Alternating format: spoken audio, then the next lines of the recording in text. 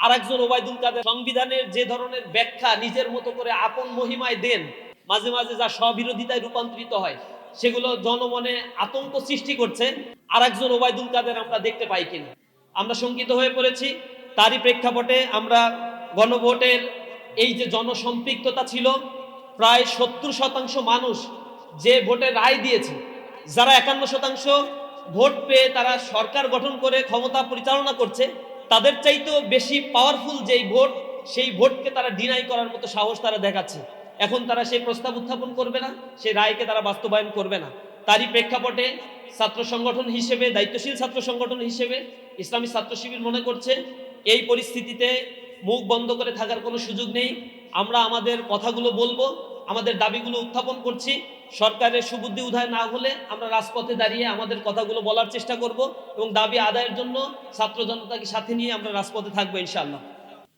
বর্তমান সরকারের আইনমন্ত্রী অন্তর্বর্তীকালীন সরকারের সময় রাষ্ট্রের প্রধান আইন কর্মকর্তা হিসেবে তিনি অ্যাটর্নি জেনারেল হিসেবে দায়িত্ব পালন করেছিলেন। সেই সময় তিনি জাতীয় ঐক্যমত্য প্রক্রিয়ার অংশ হিসেবে জুলাই সনদ বাস্তবায়ন আদেশ জারি এবং সেই আদেশের উপরে গণভোট আয়োজনের পক্ষে আইনি পরামর্শ প্রদান করেছিলেন। এমনকি তিনি মত দিয়েছিলেন যে নির্দিষ্ট সময়সীমার মধ্যে যদি সংবিধান সংস্কার পরিষদ জুলাই সনদ বাস্তবায়ন করতে ব্যর্থ হয়, তাহলে গণভোটের রায়ের ভিত্তিতে তা স্বয়ংক্রিয়ভাবে কার্যকর হবে। অর্থাৎ তিনি এখানে একটি পিউনিটিভ মেকানিজম যুক্ত করার প্রস্তাবও তিনি করেছিলেন। কিন্তু ক্ষমতায় এসে এই একই ব্যক্তির দ্বিমুখী চরিত্র আমরা জাতির সামনে স্পষ্ট দেখেছি। আমরা দেখেছি স্বরাষ্ট্রমন্ত্রী তিনি ঐক্যমত্য কমিশনে এসে জুলাই সনদের পক্ষে সকল প্রকার আলোচনায় অংশগ্রহণ করেছেন এবং গুরুত্বপূর্ণ ফ্যাক্টর হিসেবে তিনি ভূমিকাও রেখেছিলেন। গণভোটের পক্ষে তার দলীয় প্রধান ভোট চেয়েছিল, কিন্তু এখন তাদের দ্বিচারিতা জনমনে আতঙ্ক এবং আশঙ্কা সৃষ্টি করে রেখেছে, যা রীতিমতো উদ্বেগের সৃষ্টি করেছে বর্তমান বাংলাদেশের প্রেক্ষাপটে। সুতরাং আমরা স্পষ্টভাবে বলতে চাই, কোনো তাত্ত্বিক বিশ্লেষণ, সাংবিধানিক ব্যাখ্যাকে সামনে নিয়ে এসে এই জুলাই বিপ্লবকে প্রশ্নবিদ্ধ করে জাতির সামনে এই জাতীয় প্রতারণা করা থেকে বর্তমান সরকারকে বিরত থাকতে হবে।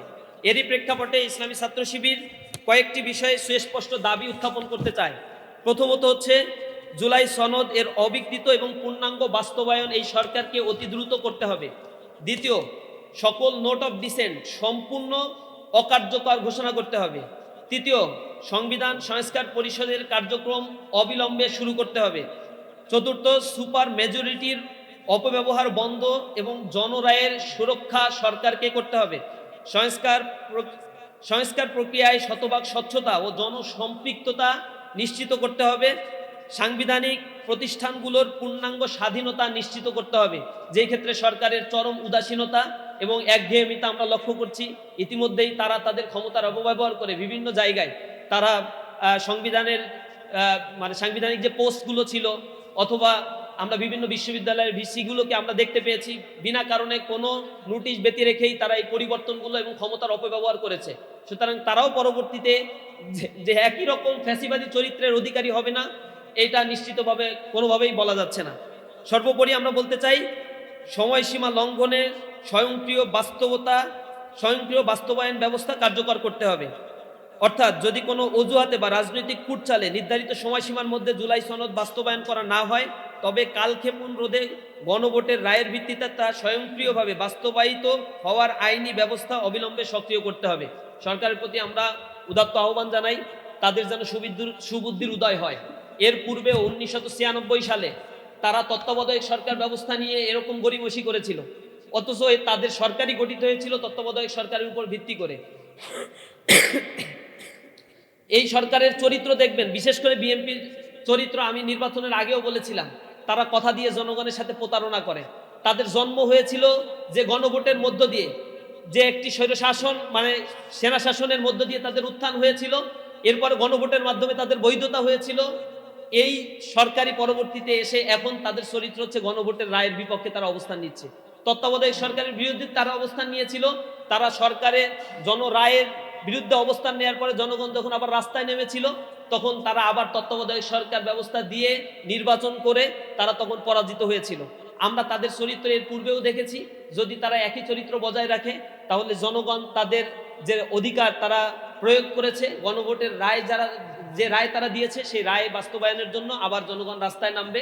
আমরা সরকারের প্রতি আহ্বান জানাই, আজকে এই সেমিনারের মাধ্যমে আমরা হয়তো কিছু মানববন্ধন, গোল টেবিল বৈঠকের মাধ্যমে প্রাইমারি পর্যায়ে সরকারকে কনসার্ন আমরা জানাবো।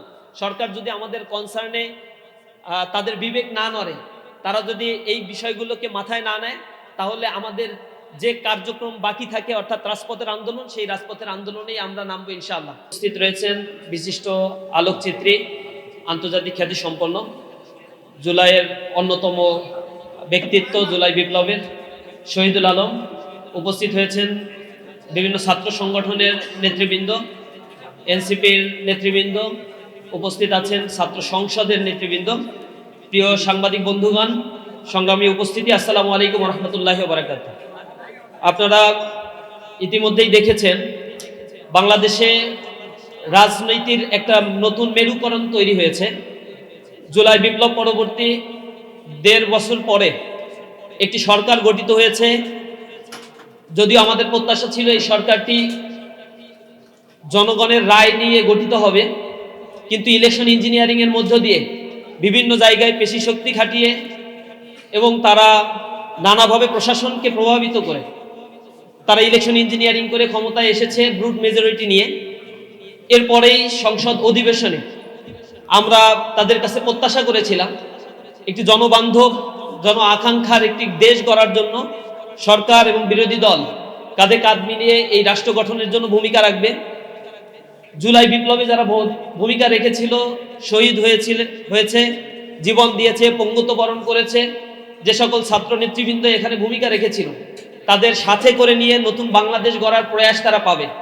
কারণ তাদের রাজনৈতিক অধিকার দীর্ঘ সময় ধরে বঞ্চিত ছিল। তাদের প্রধান নেতা দেশের বাইরে দেশান্তরিত অবস্থায় ছিল। এই অবস্থায় থেকে দেশের রাজনীতির একটা পরিবর্তনের জন্য যারা জীবন দিয়েছে, যারা এখানে আহত হয়েছে, পঙ্গুত্ব বরণ করেছে, তাদেরকে সাথে নিয়ে এই দেশ গড়ার যে সুযোগটা তাদের ছিল সেটা তারা না করে ভিন্ন পথে, ভিন্ন পন্থা তারা অবলম্বন করেছে। এবং তাদের মধ্যে যে অহংবোধ, সংসদে দাঁড়িয়ে স্বরাষ্ট্রমন্ত্রীর বক্তব্যের ক্ষেত্রে বিরোধী দলকে, অন্যান্য সংসদ সদস্যকে যেভাবে তুচ্ছ তাচ্ছিল্য করে কথাবার্তা বলার স্টাইল, প্রধানমন্ত্রীর সামনে দাঁড়িয়ে তিনি অনেকটা ডিফ্যাক্টো প্রধানমন্ত্রীর মতো যেভাবে ভঙ্গিমায় কথাবার্তা বলেন এবং